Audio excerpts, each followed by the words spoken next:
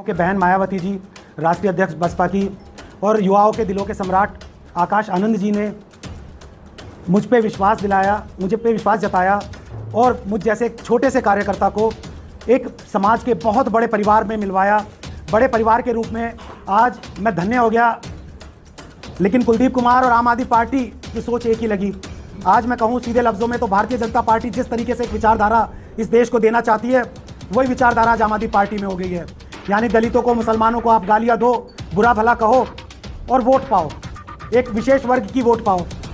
तो यहाँ आके मैंने बहुजन समाज पार्टी में मैंने आके महसूस किया कि यहाँ में खुल के बोलने की आज़ादी है।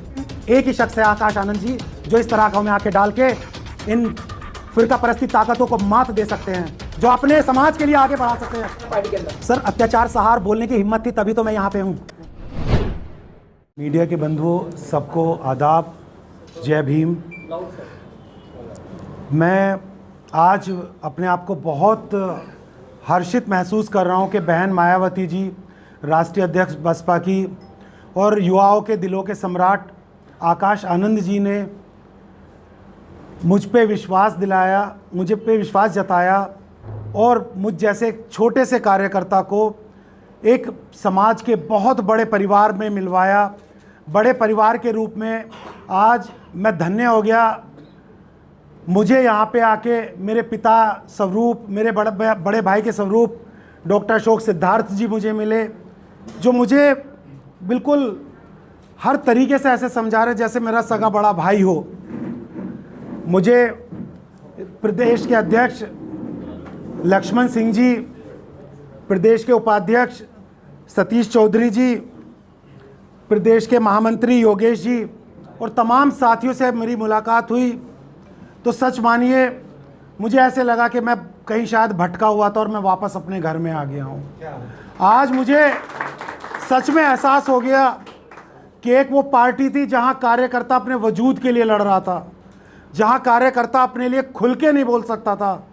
आज एक ऐसे परिवार में मैं शामिल हुआ हूँ जहाँ मुझे सुना जाता है, जहाँ मुझे इज्जत दी जाती है, जहाँ मुझे छोटा समझा जाता है, जहाँ मुझे हर तरीके से समझाया जाता है कि चल छोटा है तो ऐसे नहीं ऐसे कर। और मैं भी बिल्कुल उसी तरीके से उन लोगों की बात को सुनता हूँ जैसे मेरे बड़े भाई और हर तरीके से मेरे मार्गदर्शक, मेरे मेंटोर हैं। साथियों, आप लोगों को पता है कि पूर्वी दिल्ली के प्रत्याशी कुलदीप कुमार ने मेरे साथ किस तरह का दुर्व्यवहार किया, किस तरह से मेरी भावनाओं को आहत किया। देखिए, संविधान में कहीं नहीं लिखा कि आप किसी भी भावना को या किसी भी धर्म के प्रति आप नफरत पैदा करो या नफरत रखो, लेकिन कुलदीप कुमार और आम आदमी पार्टी की सोच एक ही लगी। आज मैं कहूँ सीधे लफ्ज़ों में तो भारतीय जनता पार्टी जिस तरीके से एक विचारधारा इस देश को देना चाहती है, वही विचारधारा आज आम आदमी पार्टी में हो गई है। यानी दलितों को, मुसलमानों को आप गालियाँ दो, बुरा भला कहो और वोट पाओ, एक विशेष वर्ग की वोट पाओ। तो यहाँ आके मैंने बहुजन समाज पार्टी में मैंने आके महसूस किया कि यहाँ मैं खुल के बोलने की आज़ादी है। मैं अपनी बात रख सकता हूँ, आप सब लोगों के सामने मैं खुल के बात रख रहा हूँ। अशोक सिद्धार्थ जी ने मुझसे नहीं कहा कि आप अपनी बात मत रखना। अशोक सिद्धार्थ जी ने नहीं कहा कि जो दर्द तुम्हारे दिल में पीड़ा वो मत बताना मीडिया बंधुओं को। इन्होंने कहा अपनी बात रखिएगा, जो आपके दिल में पीड़ा है। आम आदमी पार्टी से जो पुराने लोग जुड़े हुए, मैं आपके मीडिया के माध्यम से कहना चाहता हूं उन सभी लोगों से, तमाम साथियों से। बहुत सारे साथी अशोक जी मेरे साथ में आए हैं, जो आरडब्ल्यू के उपाध्यक्ष भी रहे हैं। तमाम समाज के लोग, ऐसा नहीं सिर्फ मुस्लिम दलित समाज के, जैन समाज के लोग हैं, वाल्मीकि समाज के लोग हैं, मुस्लिम समाज के लोग हैं, ठाकुर समाज के लोग हैं।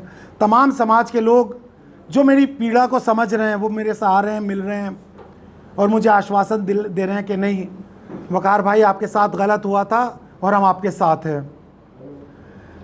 तो मैं बहन मायावती जी के जो उनकी विचारधारा है और हमारे युवाओं के जो आज के वक्त के सही में मार्गदर्शक है, जो युवाओं जो देश को आगे ले जा सकते हैं, आकाश आनंद जी, मैं उनकी स्पीच सुनता था, किस तरह बेखौफ होकर उस आदमी ने कहा, उस शख्स ने कहा, यहाँ के प्रधानमंत्री को चुनौती दी। उन पर हालांकि मुकदमा भी हुआ, लेकिन एक ही शख्स है आकाश आनंद जी, जो इस तरह का में आंखें डाल के इन फिरका परस्ती ताकतों को मात दे सकते हैं, जो अपने समाज के लिए आगे बढ़ा सकते हैं, जो मेरे समाज के लिए बोल सकते हैं, सिर्फ एक इंसान है वो। आज तमाम पार्टियों का अगर मैं चुनाव का सिनेरियो देखूं, क्या दिल्ली में आपको एक भी, मैं आम आदमी पार्टी, कांग्रेस और भारतीय जनता पार्टी, तीनों पार्टियों से पूछना चाहता हूं कि आपको एक भी मुसलमान चेहरा नहीं मिला? क्या सिर्फ मुसलमान आपको वोट देने के लिए रह गया है? क्या मुसलमान की भागीदारी इतनी भी नहीं है कि वो आपको एक प्रत्याशी यहाँ पे उतार देते पूरी दिल्ली में? लेकिन ये काम बहुजन समाज पार्टी ने किया है। मुझ जैसे नाचीज को टिकट देके तीन मुसलमान, सॉरी मैं भूल गया था, 3 मुसलमान टिकट घोषित किए हैं। तो कहीं ना कहीं मुस्लिम समाज का पूरा विश्वास, पूरा यकीन बहुजन समाज पार्टी पे है कि ये इकलौती पार्टी है जो देश को आगे ले जाएगी, जो देश के संविधान को छेड़छाड़ नहीं होने देगी। जो बाबा साहब भीमराव अंबेडकर ने हमें संविधान दिया था, वो संविधान मूलभूत रहेगा। तमाम दलित समाज के लोग, मुस्लिम समाज के लोग और सभी समाज के लोग बहुजन समाज पार्टी के साथ हैं। और मैं आप लोगों के माध्यम से यकीन दिलाना चाहता हूं कि मैं तन मन धन से इस पार्टी की सेवा करूंगा। मैंने 13 साल किया, लेकिन मैं ज़िंदगी भर इस पार्टी में रहूंगा जब तक मेरी आखिरी सांस नहीं निकल जाती है। वकार चौधरी जी, माननीय काशी राम साहब का एक नारा था, दलित मुस्लिम करो विचार, कब तक सहोगे अत्याचार, लेकिन वहाँ आपने अत्याचार सहा। ये आप अपने स्वार्थ के लिए तो नहीं आए हैं पार्टी के अंदर? सर, अत्याचार सहार बोलने की हिम्मत थी तभी तो मैं यहाँ पे हूँ।